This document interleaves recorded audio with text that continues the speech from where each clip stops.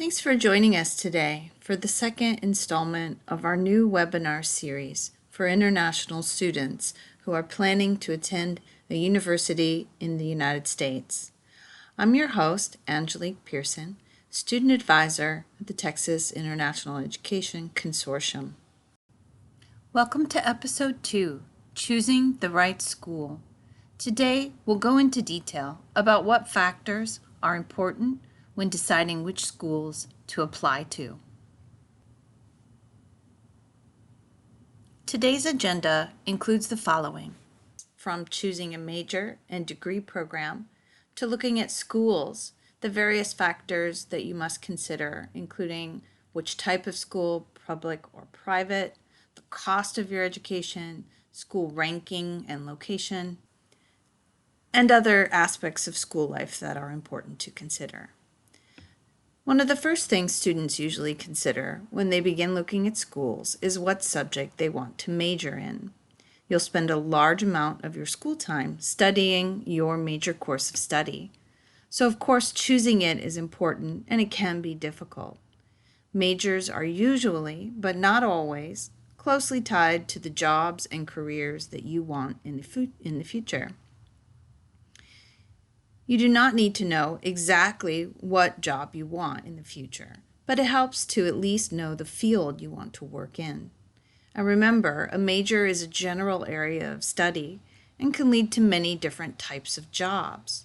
For example, majoring in biology could lead to a career in research, or a career in teaching science, or maybe even as a lead-in to medical school.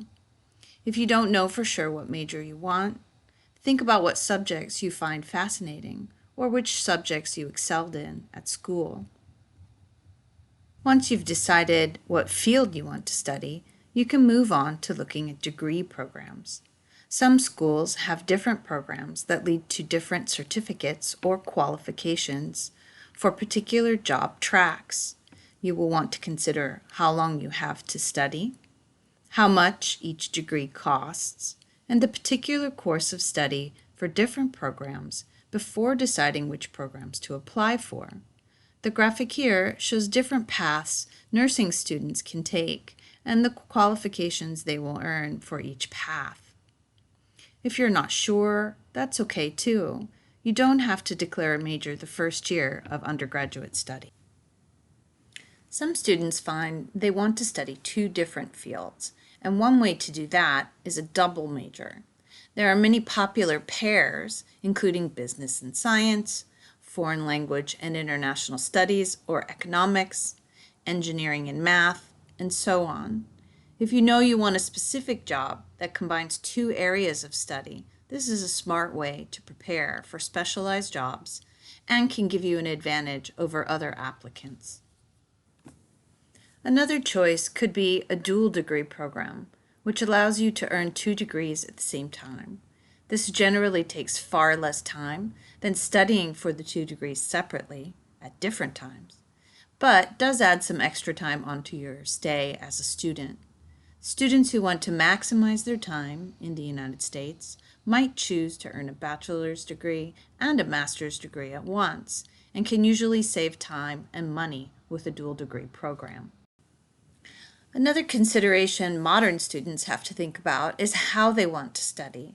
Today, many schools offer a variety of class environments, including all in-person classes on campus, all online programs, where all of your courses are online, or a mix of the two. Some schools also have multiple locations, and sometimes certain classes or majors are only available in person or on a certain campus. Online degree programs can be a very economical choice and might be right for you, but there are some downsides to mull over.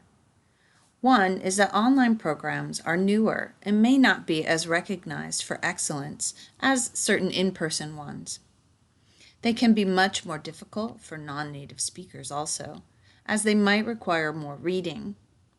The online environment provides special challenges, such as less social interaction and bonding between students, and sometimes students have problems motivating themselves, which can lead to failure.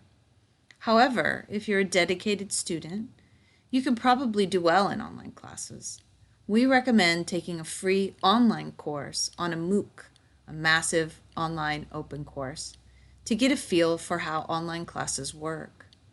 Tyke can help you prepare for online coursework.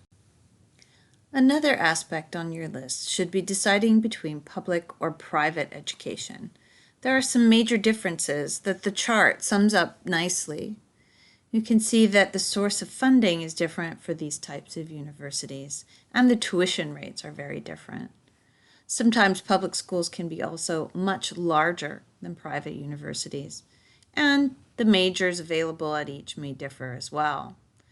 Class size is another issue to consider when you're looking at these two types of schools. You should note that sometimes universities charge different tuition rates for international students, and out-of-state students can also have a different rate than in-state students. While we're on the subject of cost, it's important to talk to your family and find out how much money they can contribute to your expenses. You should also look at tuition and living costs for the schools you want to attend. A good financial plan includes doing research on what other sources of tuition help you might have access to. Some schools offer incentives to international students, and your own government or industries in your country might have money to offer or scholarships that you can get to help you finance your education in the United States. As I mentioned in our last webinar, 27 of the world's top 50 universities are located in the United States. Even if your grades aren't good enough to get into one of those schools, you'll still want to know that the school you choose is reputable. One way to narrow down your choices is by using school rankings. There are as many different systems of ranking as there are schools, so whether you want the best schools in a certain state, or the best schools for a certain major, or you just want to look at overall rankings, checking out a few ranking lists can help you decide which schools to initially look at. I like the Princeton Review. It has a wide variety of rankings based on diverse criteria that you can input yourself. The United States is a large country with several distinct regions that have very different climates. So if you're picky about the type of weather you prefer, that could be an easy way to narrow down your search. Generally, much of the northern part of the United States will have 4 seasons, with longer, colder winters with snow, and short summers with temperatures around 25 to 35 degrees and beautiful nights. This part of the country can be lovely, with tall trees and lush, green plains fed by rivers and lakes. The southern states have longer, much hotter summers and shorter, milder winters. The western region has some desert areas and is often sunny year-round, with cooler temps and fog on the coast and in the mountainous areas of the Rockies. Each area of the United States has its own charm, and if you get a chance to visit, I recommend trying a few cities that interest you to get a feel for the weather and the culture in each area. Many people consider their college years to be some of the most life-changing, influential times of their lives, so choosing a school with a good reputation for high quality of life and happy students is also important. You don't spend all of your time studying, so you'll want to be involved in activities that you enjoy. Ask yourself the questions listed here to help you decide what social aspects of school life are important to you. One aspect of university life that may be new for you is what we call Greek life, also known as sororities and fraternities, which are social clubs for women and men. You can usually find out more information about these and other types of clubs available on each school's website. Once you're ready to start your planning process, there are a few things you can do. You can read student testimonials, which are usually available on social media or directly on school websites. You can also attend an information session, either in person or sometimes as a webinar or online. You can follow the school or the department you're interested in at the school on social media to see current events and what they do. You can also contact a school counselor and set up an appointment for a one-on-one discussion about what you're interested in for each school. University websites have a wealth of information, but can sometimes be hard to navigate. Remember that websites are as different as the people who design them. There are often specific pages for different categories of student, and application requirements are usually different for international students than for native United States citizens. Most schools have listings for international students listed separately, but you may have to search by level of study, such as by bachelor's degree or master's degree, and then find where the schools post official information. Some places that you can look include under Prospective Students tab, Admissions, or there may be a link directly for international students on the website. Finally, you'll want to make sure that you can meet the admission requirements. Some institutions have what is called open admissions, where you are guaranteed acceptance if you meet the admission criteria. However, many have competitive admissions with minimum test scores and/or GPA requirements. Most schools have English proficiency requirements for international students, and some require an SAT, ACT, or GRE test also. Knowing the requirements will help you gauge your chances of getting accepted. You'll also want to note which schools require a personal statement or an essay question, letters of recommendation, and proof of funding.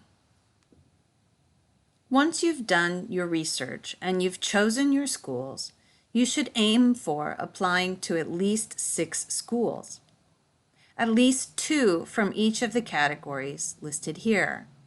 2 schools you can easily get into, 2 schools you might get into, and 2 schools that are your dream schools. You may not have all of the requirements, but you'd love to get into these schools. Why? You might not get in to every location that you apply to. You might not be accepted. Application deadlines also mean that by the time you find out whether you're accepted to a school you really want, it might be too late to start new applications. So having backup schools is very important. Thanks for joining us today. I hope you learned some useful information to help you decide which schools are right for you. Join us next time when we'll delve into how to finance your higher education in the United States. As always, TIEP's University Pathway Program helps international students master English and make their dreams reality, with top-notch academic English training and conditional admission and TOEFL waiver agreements with more than 20 universities. For more information on our programs, please check out our website or contact me at the address listed on the screen. Have a great day.